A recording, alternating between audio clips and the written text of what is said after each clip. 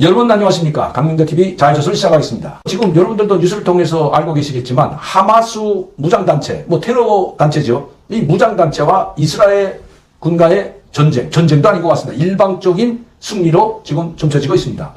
그렇게 호언장담했던 하마스, 인질까지 250명 끌고 가서 전쟁을 막으려고 끌고 갔지만 결국은 그 250명의 인질들도 이스라엘군의 가자지구 침공은 결국 막지 못했습니다.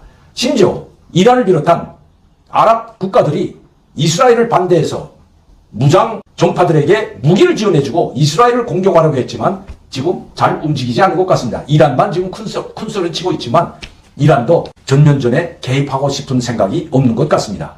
바로 그것이 강력한 군사력을 가진 이스라엘 군이 있기 때문입니다. 우리나라도 마찬가지입니다. 한미일 동맹에 기초한 강력한 군사력만이 또 국방력만이 대한민국과 우리 국민의 안전을 지킬 수 있다는 것 결코 잊어서는 안 될 것입니다. 여러분들께 말씀드렸던 것처럼 그러나 한반도는 결코 전쟁으로 가서는 안 된다는 겁니다. 한미일 동맹으로 강력한 군사력을 뒷받침으로 한 남북관계 발전, 즉 대화를 통한 남북관계는 필수적이라는 겁니다. 강대강으로 가게 되면 하마스 무장정파와 이스라엘군의 전쟁은 전혀 대비도 되지 않는 엄청난 전쟁이 한반도에서 터질 수도 있기 때문입니다. 어디에서 불꽃이 튈지, 서에서 튈지, 동에서 튈지, 아니면 군사분계선에서 튈지 아무도 장담할 수 없는 것이 오늘의 일촉즉발의 한반도 위기 상황이기 때문입니다. 그렇기 때문에 우크라이나와 러시아의 전쟁도 그렇고 하마스 정파와 이스라엘군의 전쟁도 그렇고 전쟁을 하면서도 서로 대화를 모색하자고 지금 출구를 찾고 있는 상황입니다. 젤렌스키 대통령과 푸틴 간의 대화는 젤렌스키 대통령이 일방적으로 포기하고 있지만 조만간 회담이 열릴 것 같습니다. 자, 오늘도 여러분들께 말씀드릴 것처럼 강영선 사무총장을 모시고 그동안 김정은 위원장이 바로 집권한 이후에 어떤 생각을 가지고 경제특구를 개발하려고 했고 또 박근혜 전 정부에 왜 그 투자개발 의향서를 전달했는지 중요한 내용이 있었습니다. 공개되지 않았던 두 번째 내용 또 여러분들께 공개해 드리겠습니다. 안녕하십니까. 네. 바쁘신데 이렇게 자주 나와주셔서 감사합니다.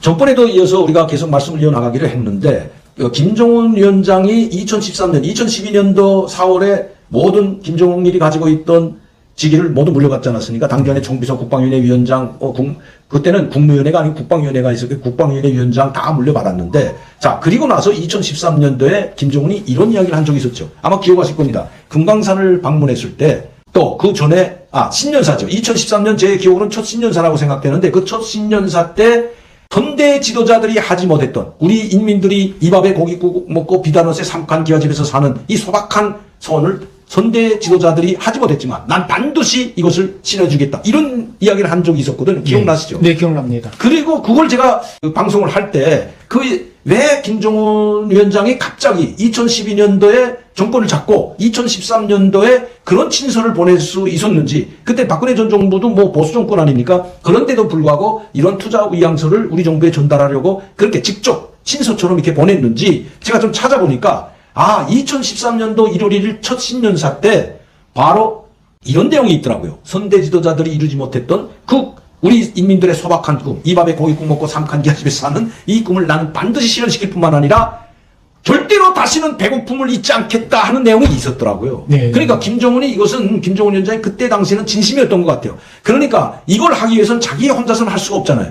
그래서 아마 우리 정부의 박근혜 전 대통령이었지만 우리 정부의 도움을 받아서 한번 남북관계 협력에 정말 올인하려고 했던 것이 아닌가 저는 그렇게 생각합니다. 우리 강영선 사무총장님 지금 특구에 대한 관련된 오늘 사판을 가지고 지도를 가지고 오셨는데 우리 시청자분들께 인사 말씀하시고 말씀을 이어주시죠.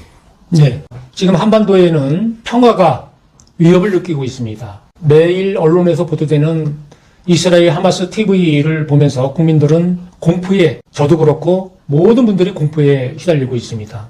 한반도는 안전하다는 보장을 우리가 가질 수 없습니다. 이 시점에서 윤석열 대통령께서는 지금의 강대강 속에서 담대한 구상을 연구하고 있을 거라고 생각합니다. 그 담대한 구상이 과연 김정은 위원장이 원하는 담대한 구상인지 그것은 저희가 확인할 길은 없지만 저는 지금까지 공개되지 않은 민주당이나 국민의힘당에도 지금까지 공개되지 않은 그 김정은 위원장의 경제개발 특구 개발이 곧 김정은 위원장이 북한을 운영하는 로드맵이라는 것을 저는 공개적으로 앞으로 발표해 나갈 것입니다. 지금 우리 시청자분들에게 말씀드리려고 하는 것이 바로 김정은의 의향이 담긴 그때 우리 정부에 보냈던 그 로드맵, 네. 북한의 경제발전 구상에 대한 로드맵을 지금 이야기하는 것이 맞습니다. 지금 뒤에 거론한 게 많은 거죠. 네네. 한번 이 지도를 보면서 한번 말씀을 계속해 주시죠.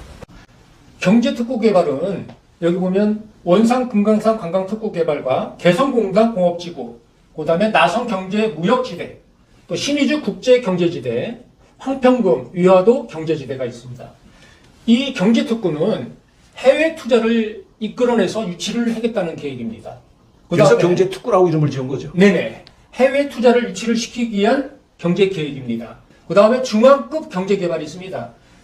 여기 보면은 현동 공업 개발과 또 북청 농업 개발, 청진 경제 개발, 이렇게 노란 표시가 된 것이 경제 특구인데. 전 지역에 다 있네요.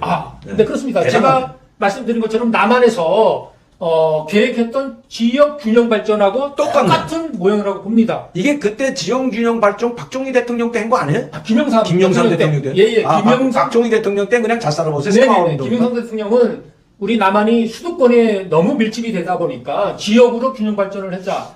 제가 그 투자 영서를 보고 깜짝 놀랐던 것이 그걸 그대로 모방했네. 예, 이것이 우리 남한 정부가 지역 균형 발전을 위한 그런 계획이라는 것을 바로 파악하게 되었습니다. 이 중앙급 경제 개발은요. 지금 우리가 동남아라든가 중국에 우리 기업들이 투자하고 있지 않습니까? 여기 이 투자 계획은 뭐냐면 공동 사업입니다. 공동 사업. 북한과 투자 국가와 공동 사업을 할 수 있는 계획을 잡은 거고요. 경제 특구는 해외 투자자가 들어와서 모든 권한을 김정은 위원장이 모든 권한을 주겠다는 겁니다. 그러니까 다국적 기업이 들어오라는 거네요. 간단히 말씀드리면. 네네네. 그 다음에 이제 세 번째가 지방급 경제개발구는 이건 뭐냐면 북한의 지역인들이 자기네들이 투자해서 개발을 시키라는 겁니다. 요 녹색으로 돼 있죠.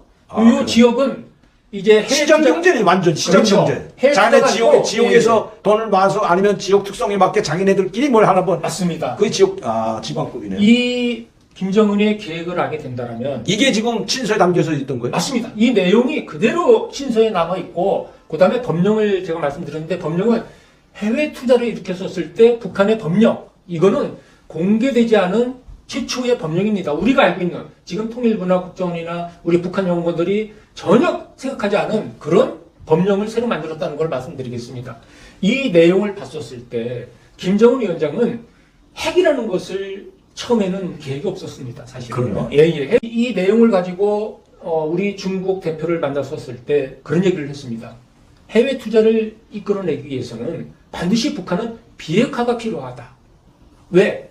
지금 북한은 전 지역이 유해 제재에 있기 때문에 어느 국가가 북한에서 투자를 하겠습니까?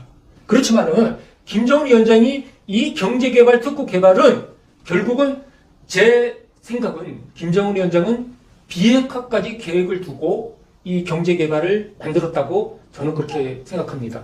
여러분 또한 지금의 핵과 유엔 제재 속에서 어떻게 이런 경제개발을 할 수 있다고 봅니까? 지금은 방향을 바꿨죠. 러시아와 중국을 끼고 경제발을 하려고 하고 있죠, 지금. 네, 지금 이제 코로나19 이후 또 한미동맹의 어떤 강화 속에서 김정은 위원장은 미국, 북미 대화 속에서 이것을 성공을 시키려고 4년간 노력을 했지만 결국 아무런 성과를 이끌어내지 못했습니다. 그런데 지금은 김정은 위원장이 미국에서는 전혀 관심이 없다 보니까 김정은 위원장은 러시아와 중국을 통해서 이 경제개발 특구 개발을 성공을 시키려는 계획을 유턴을 했다고 가지고 저는 있죠. 알고 있습니다. 가지고 있죠. 네네. 예. 그래서 지금 중국과 러시아 경제 관련 부문 사람들 계속해서 지금 북한으로 초청하고 있거든요. 어제도 제가 생방송으로 했지만 러시아에서 계속 지금 대표는 지금 북한으로 들어오고 있는 실정입니다. 그렇다면 김정은은 이 경제 특구나 지방 경제 개발구나 중앙 경제 개발구나 경제 특구나 포기할 생각은 없고 미국과 소방을 배제하고 러시아와 중국을 통해서 이걸 하게 된다면 한국은 이미 영원한 분단 체제로 갈 수밖에 없는 아주 암울한 시대가 열린다는 것 참 정말 답답하기만 한 상황이죠. 러시아가 개입하고 중국이 개입하면 한국이 개입할 틈이 없다는 겁니다. 강용선 사무총장의 지금 구체적으로 다 나와나 이거 전혀 공개되지 않았던 내용인데 이런 경제개발 의향서가 김정은 위원장에 의해서 초기에 우리 한국 정부에 전달이 됐다는 겁니다. 아직도 이것은 공개된 적도 없고 여러분들께 처음으로 저 경제개발 특구 지도도 처음으로 공개해 드리는 겁니다. 왜? 이런 생각을 가지고 있었기 때문에 김정은 위원장이 지금은 핵무기를 보유하고 핵무기 보유국을 절대 철폐하지 않겠다. 핵무기를 철폐하지 않겠다. 유엔에서 김성 유엔 대표가 직접 유엔 총회에서 우리는 핵무기 보유국이고 누가 뭐라고 해도 우리는 이걸 철폐하지 않겠다고 하지만 결국 핵무기를 가지면 김정은이 바라는 대로 이런 경제 개발은 결코 이룰 수 없다는 것도 아마 잘 알고 있을 겁니다.